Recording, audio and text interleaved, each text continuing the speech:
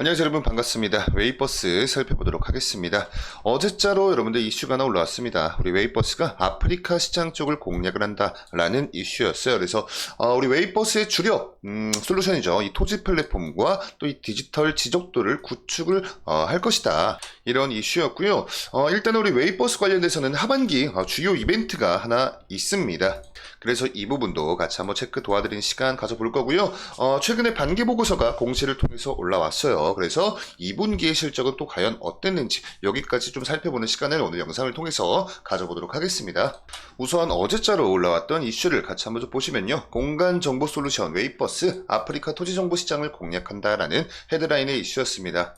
굵직한 키워드들 먼저 한번 좀 보고 가시면요. 이 B2G를 넘어서 민간과 해외 시장 쪽을 좀 진출을 할 것이다. 그러니까 이 B2G 사업 자체가 여러분들 기업이나 아니면 정부를 상대로 이렇게 좀 사업을 하는 사업을 이야기를 하고 있는 거거든요. 근데 요걸 이제 좀 넘어서 민간이나 해외 시장까지도 진출을 할 것이다. 이렇게 매출처 다변화에 나설 것이고, GIS 사업부 인수에 좀 이어서 직접적인 데이터 생산, 그리고 에티오피아를 시작으로 아프리카 시장을 공략한다라는 내용이었어요. 자, 요걸 좀 더 풀어서 자세하게 살펴보시면요. 그동안 이렇게 정부 대상 계약 이력을 바탕으로 해서 B2G 사업 매출을 늘려왔던 웨이버스가 올해부터는 민간과 해외 등 매출처 다변화를 꾀한다. 자, 그리고 이 지난해 말에 선보였던 민간 판매용 공간 정보 솔루션인 맵픽 자체가 호평을 좀 받고 있는 만큼 내년에는 가시화된 매출을 올릴 수 있을 것으로 기대를 하고 있다. 자, 그러니까 키워드를 한번 좀 짚어드리자면, 이제 여러분들 민간 그리고 해외 시장 진출 그리고 이 맵픽까지도 이렇게 키워드를 정리를 하시면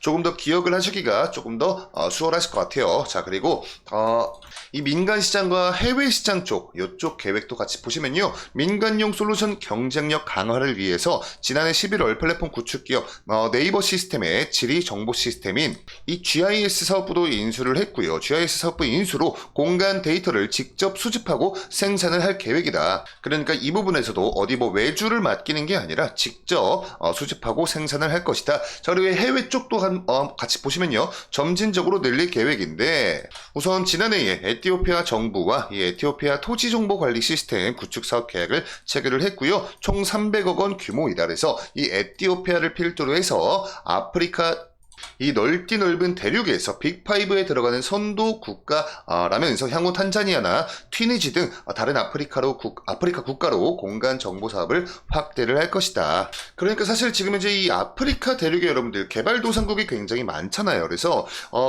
이 개발도상국 나라들 입장에서는 어떻게 하면 좀 이 공간들을 조금 더 효율적으로 우리가 이용을 하면서 국익을 증진시킬 수 있을까를 엄청나게 좀 많이 고민을 할 겁니다. 그래서 그때 필요한 게 우리 웨이버스의 이 토지 정보 관리 시스템 관련된 기술력이다. 이렇게 여러분들 체크를 하시면 좋을 것 같고요. 우리 웨이버스 하면 대표적인 테마인 바로 이 메타버스, 요 메타버스 관련된 테마도 여러분들 하반기 중요한 이슈가 있었습니다. 자, 뭐였냐면 구글이 여러분들 요번에 이 갤럭시 언팩 행사에서 삼성과의 XR 동맹 확인을 했다라는 이슈가 있었죠. 자, 이 부분도 같이 보시면요. 삼성전자가 이 XR 플랫폼으로 생태계 확장을 가속을 할 것이다. 자, 연내에 XR 플랫폼을 선보일 것이다 라고 공공연하게 오피셜하게 밝혔습니다. 그리고 삼성의 XR 헤드셋도 내년 1분기 출시 관측까지도 나오고 있죠.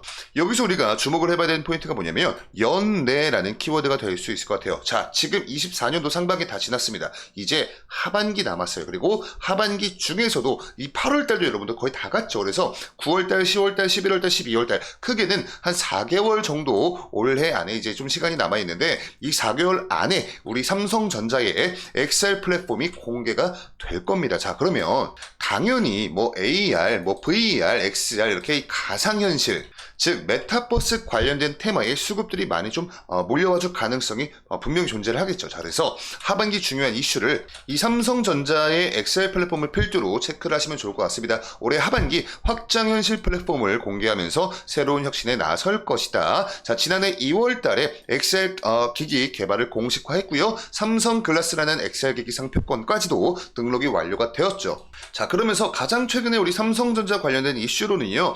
보시면 XR 전용 칩을 독자 개발에 나섰습니다. XR 전용 칩 독자 개발, 애플과의 격돌을 예고를 했다. 자, 애플 하면 여러분들 떠오르는 메타버스 플랫폼이 뭐였죠? 바로 비전 프로였는데 비전 프로는 실패했어요. 자, 그래서 과연 이 부분에서 삼성전자가 애플보다 더 우위를 가져갈 수 있을지에 관련된 삼성전자의 행보도 우리가 좀 중요시 체크를 해볼 필요가 있다. 자, 그러면서 현재 삼성전자는요, 이 XR 기기 고성능 칩 탑재를 하기 위해서 세계적인 반도체 설계 회사죠. 바로 퀄컴이라는 이 회사와 기술 동맹을 맺고 있고요. XR 칩 개발은 삼성전자가 XR 사업을 미래의 먹거리로 점을 찍고 적극적으로 준비를 하고 있다라는 의미입니다. 그러면서 연내에 새로운 XR 플랫폼을 대중에게 공개를 할 것이다. 여기까지 주요한 키워드들 여러분들 좀 정리를 하시면 좋을 것 같고요. 이제 이 반기 보고서를 통해서 2분기 실적이 어땠는지 간단히 체크를 해보도록 하겠습니다. 자, 우리 이 부분 보시면 되거든요. 근데 이 누적 부분이 아니라 이거는 1분기, 2분기 합한 상반기 누적 금액이기 때문에 우리가 2분기 실적을 보기 위해선 이 왼쪽에 있는 3개월 여기를 보시면 돼요. 자, 매출액 같은 경우에 113억 원 달성했습니다. 영업이익 같은 경우에 7억 5,700인데 반올림해서 8억 원 정도 달성됐고요. 당기순이익 같은 경우에 9억 9,300인데 반올림해서 약 10억 원 정도 달성을 해주었다. 우선 적자가 발생이 되진 않았습니다. 그렇지만 전년 동기와 놓고 비교를 해봤을 때 23년도 2분기 때 매출액은요 125억 원 정도, 그리고 영업이익도 약 15억 원 정도, 그리고 당기순이익도 21억 원 정도였는데 좀 역성장하는 모습 보였어요. YOY는 좋지 못했습니다. 자, 그래서 가장 최근까지의 우리 웨이버스의 실적 추이를 한번 좀 싹 정리를 해보자면, 우선 요번에 매출액 113억 원, 그리고 영업이익 같은 경우에 반올림해서 8억 원, 그리고 당기순이익도 반올림해서 10억 원 정도였죠.